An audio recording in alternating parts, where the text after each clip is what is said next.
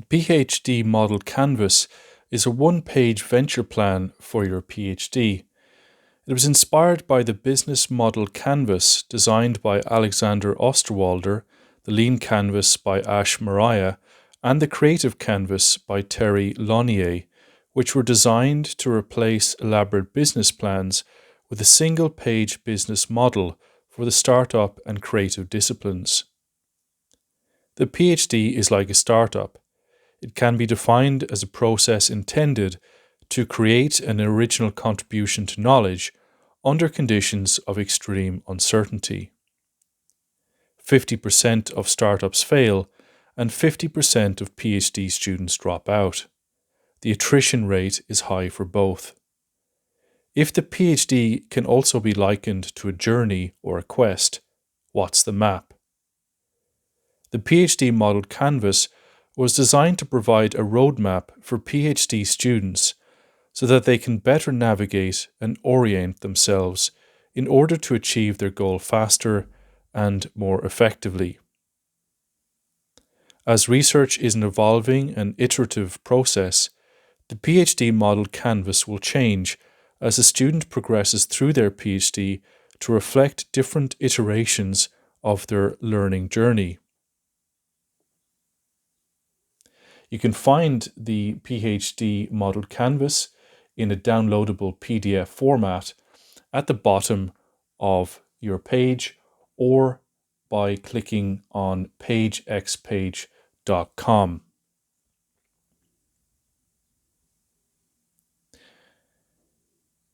The first step in filling out the PhD Model Canvas is to begin with the end in mind, what success looks like to you.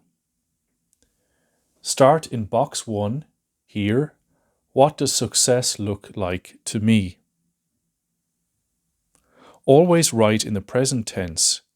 So, for example, for my own case, I achieved my PhD within 4 years without any debt. I published 3 articles in peer-reviewed journals.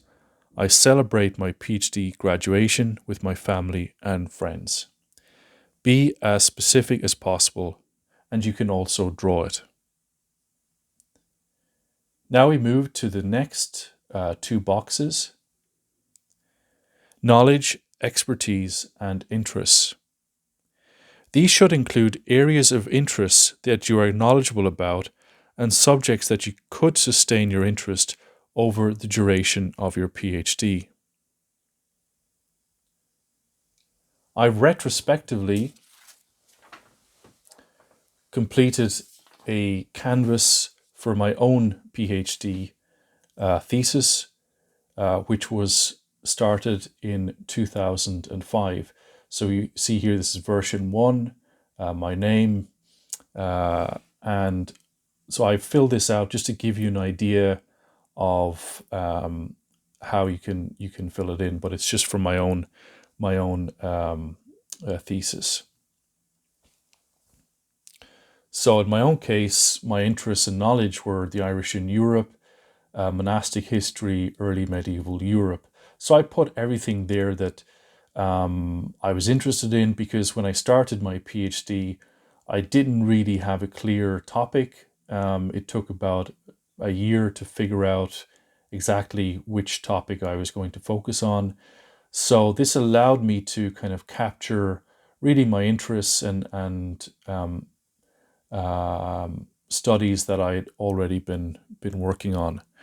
Then the next box here, channels.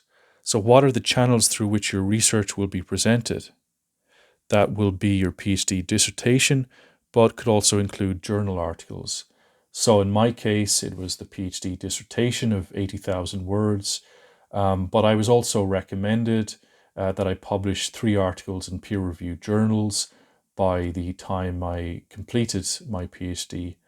And in my field, particularly for getting an academic job, the goal was to have a monograph with a leading international publisher. And I used my PhD thesis as the foundation for this book, which was eventually published with Oxford University Press.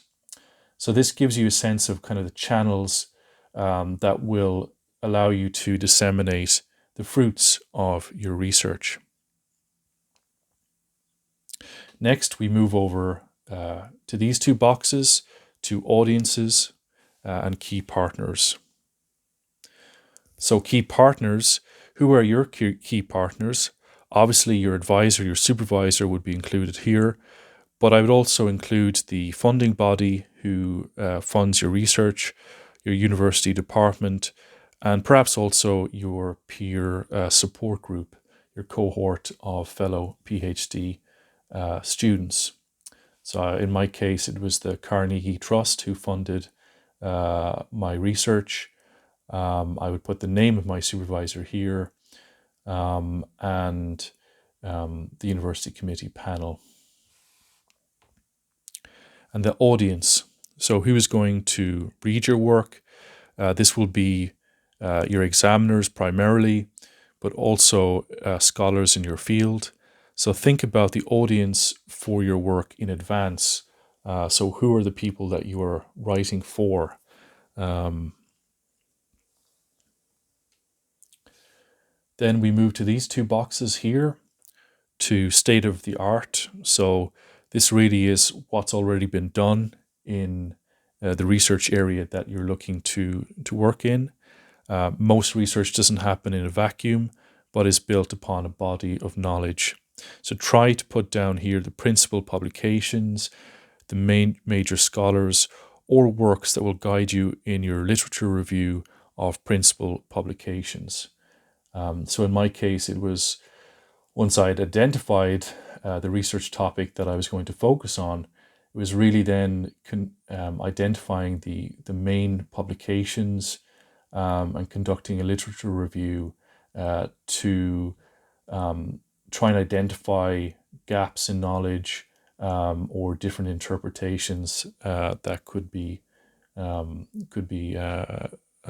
researched. And then research questions. So this is really important. The questions will really guide your research journey.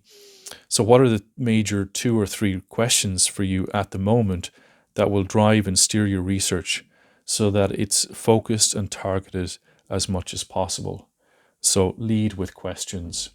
This is a great way to guide and help you to keep focused on your research. So in my case, it was looking at monastic development in 7th century France, why there was this explosion in monastic foundations. And I was also looking at the Irish influence in Europe at this time. So that kind of drove my research.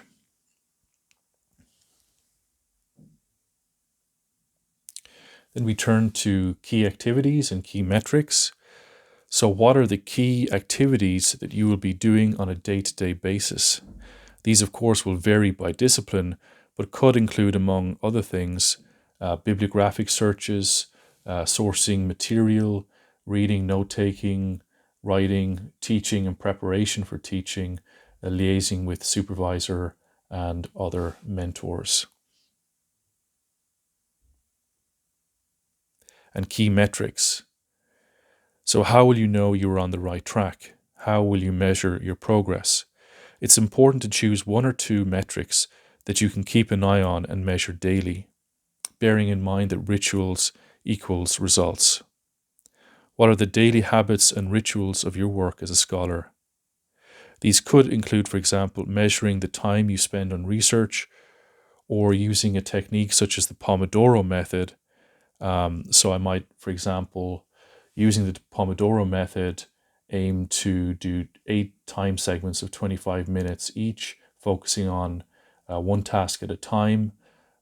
Or I might have a word goal of writing 500 words per day. Whatever those are, I would choose 1 or 2 only and kind of focus on those on a day-to-day basis. This helps to build flow and small wins into your progress. And then we come to the central panel here. which are the two most, I would say, difficult sections to complete. So a PhD is awarded for an original contribution to knowledge. So what's your original contribution as it now stands? And this will change over time as your research progresses.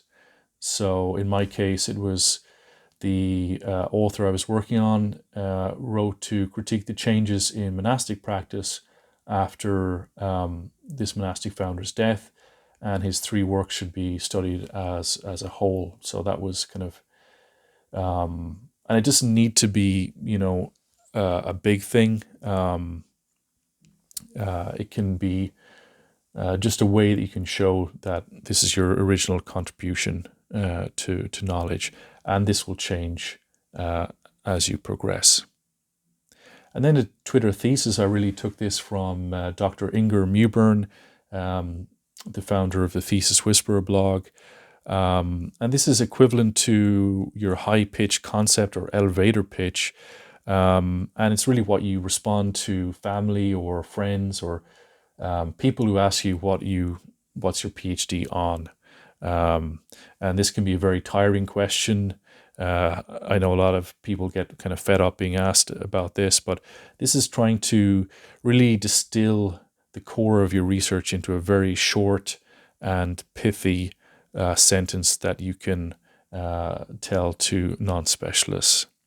So in my case, my research focused on an early medieval Italian author called Jonas of Bobbio, who wrote a biography of the Irish monastic founder Columbanus, who traveled throughout Europe in the 7th century.